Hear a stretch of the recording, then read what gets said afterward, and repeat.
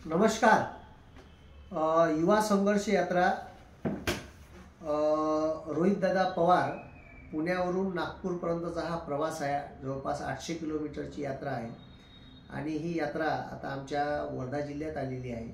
मी रोहितदादा पवार यांच्या युवा संघर्ष यात्रेचे वर्धेमध्ये सहर्ष स्वागत करतो आणि जे विद्यार्थी, शेतकरी, गोरगरीब, कष्टकरी आणि कामगारांचे मुद्दे घेऊन ही यात्रा येणाऱ्या विधानसभा हिवाळी अधिवेशनावर जाणार आहे आणि सर्वसामान्यांचे मुद्दे अजून कळावे याच्यासाठी ही यात्रा आपले रोहितदादा पवार यांनी पुण्यावरून काढलेली आहे आणि ही यात्रा 800 किलोमीटरमध्ये लोकांचं ज्या काही समस्या आहेत त्या जाणून घेऊन काही मुद्दे, मग आता कॉन्ट्रॅक्ट भरतीचा GR रद्द झाला, त्याच्यानंतर 2.5 लाख माहिती अधिकारांतर्गत माहिती आली का शासकीय नोकऱ्या पेंडिंग आहे त्या शासनानं भराव्या, त्याच्यानंतर पेपर फुटीबाबत कायदा व्हावा कठोर आणि ज्या काही शासनाच्या वर्ग 3 वर्ग 4च्या परीक्षा आहेत ज्या सरळ सेवेने भरल्या जाते, ठीक आहे, त्या सर्व एक्झाम ह्या MPSCला ट्रान्सफर कराव्या जेणेकरून MPSC क्रिस्टल क्लिअर परीक्षा घेतील, ठीक आहे। आणि जो फी वाढीचा जो मुद्दा आहे, कारण या भारतात 100 रुपयात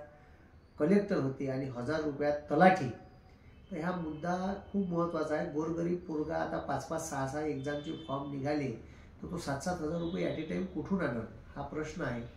शेतकऱ्याच्या 24 तास विजेचा प्रश्न आहे, 24 तास वीज नाही आमच्या शेतकऱ्याला, त्याच्या विहिरीला पाणी आहे पण बोलता येत नाही। त्याच्यानंतर दुसरा मुद्दा असा आहे का हमीभाव देतो म्हणते सरकार आणि हमीभाव देत नाही, ठीक आहे, मार्केटले रेट वेगळा राहते, ठीक आहे, आणि हमीभावाचा रेट वेगळा राहते। पुन्हा शेतकऱ्याच्या आत्महत्या प्रचंड वाढल्या आहे आणि त्याच्यावर स्वामीनाथन आयोगाच्या शिफारशी वारंवार लागू करावं असं शासनाने विनंत्या करू सरकार लोक थकून गेले, पण अजून स्वामीनाथन आयोगाच्या शिफारशी लागू केल्या नाही। 62,000 महाराष्ट्रातल्या शाळा कॉर्पोरेटला दत्तक देणार आहे आणि हे कॉर्पोरेट महत्त्वाच्या महानगरपालिका नगरपालिकेच्या जागेवर याचा डोळ्या आहे का 4 वर्ष चालवायची शाळा डुबीत दापायची बस तिथं कॉम्प्लेक्स बांधायचं।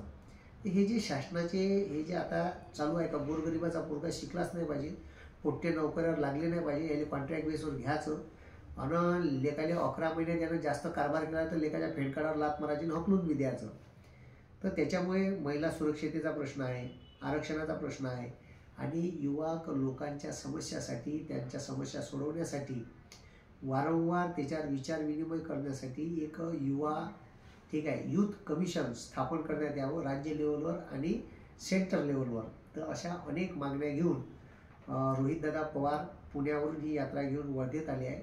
आम्ही सर्व वर्धावासियांतर्फे त्यांचं स्वागत करतो आणि ही यात्रा त्यांना पुढील वाटचालीसाठी शुभेच्छा देतो। त्यांच्या यात्रेत मीही उद्या सहभागी होणार आहे, तुम्हीही व्हा। थांबतो। धन्यवाद। जय हिंद, जय महाराष्ट्र।